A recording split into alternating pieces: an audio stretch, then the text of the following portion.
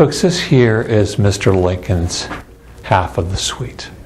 Yes, I did say half of the suite.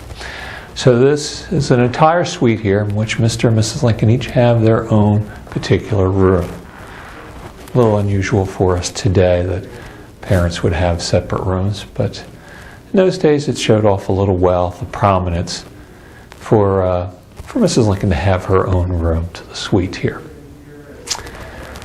Pigeonhole desk here in the corner is Mr. Lincoln's.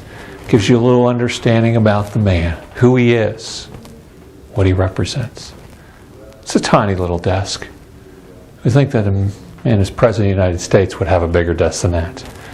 Gives you a little understanding that Mr. Lincoln really never did forget who he was and where he came from. Very poor, humble beginnings.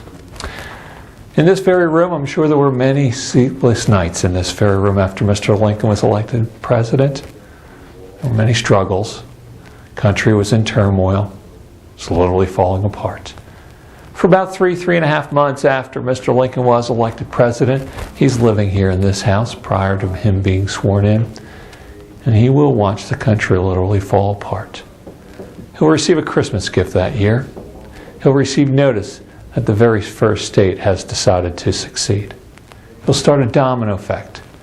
Over the next couple months, before he's actually sworn in, 7 states will leave the Union.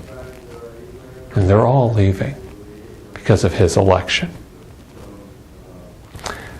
Had to have been pretty tough on Mr. Lincoln to know that the states were leaving because of his election to the presidency.